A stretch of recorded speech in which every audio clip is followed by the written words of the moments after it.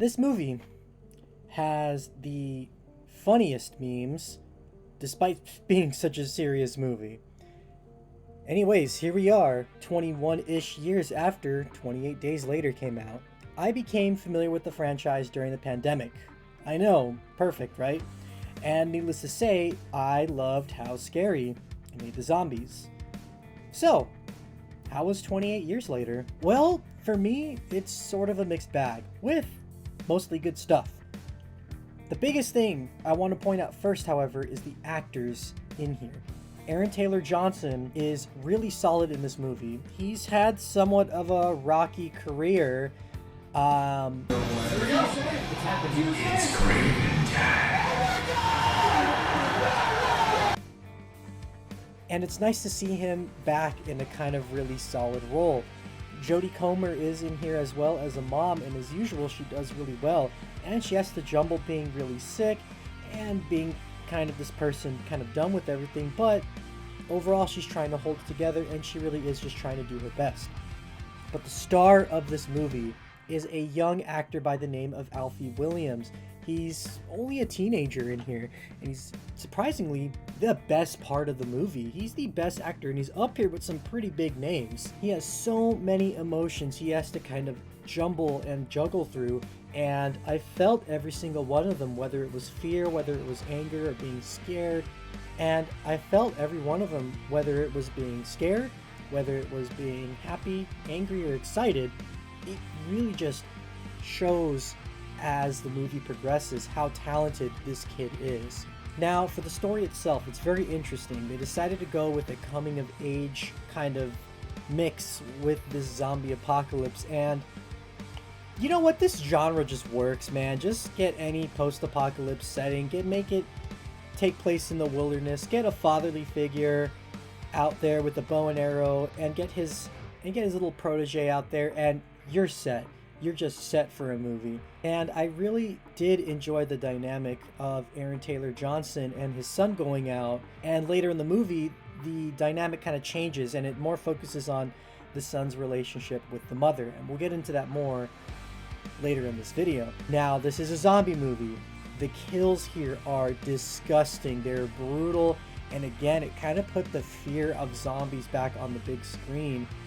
It's funny, they reminded me of the big titans from Attack on Titan. They just kind of like stumble around. They're really fast, but these are the crackhead spaz zombies.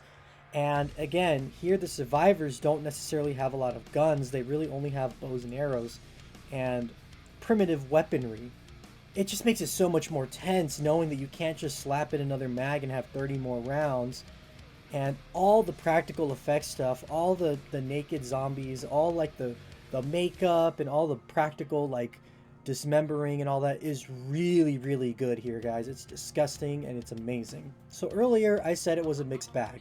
The first thing that really caught me off guard and I didn't really vibe with, which again I know is a stylistic choice, but I feel like the editing was just, it was all over the place. And yes, it was cool at times, but it was actually jarring, and I actually did get a little headache maybe 30 minutes in. The really cool 180 shot, which I'm pretty sure you've seen the promotional material for, overstayed its welcome, and I think that kind of shot is good for maybe one defining moment or a couple of defining moments. Kind of using it over and over again was kind of a lot.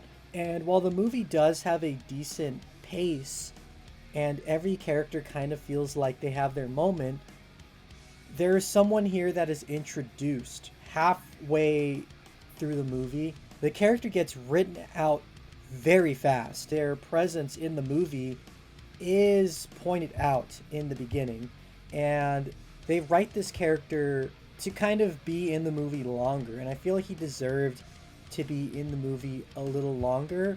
And then he gets written out, and then there are certain things that characters do in relation to him that don't make it worth it. It's hard to talk about this because it does dip into spoilers. Also, the way the third act wraps up, I wasn't too fond of it. It just kind of wraps up and that's it. And the literal last minute of the movie was so completely out there, even in terms of like how it was filmed, how it was edited, and what the characters are able to do, I didn't really like it. I don't know stylistically what they were going for. Maybe they can clear that up with 28 years later, The Bone Temple, which is going to come out soon. It didn't fit, is what I'm trying to say here. And I did read into a little bit of what happens at the end. I kind of know what they're referencing, but again, it's tonal shift, tonal whiplash. Overall, guys, I will say though, as a whole, 28 Days Later is a neat return to a very old franchise, and I'm really happy to see Scary Zombies again, and the casting is stellar, and it is worth going to see in the theater, and I can't wait to see the sequel. What about you guys? What's your favorite zombie movie or piece of zombie media? I think you know kind of my thoughts on that. I'll leave, I think it's right here is where the video pops up. Comment down below and let me know. And always, thank you for watching, and I'll see you in the next one.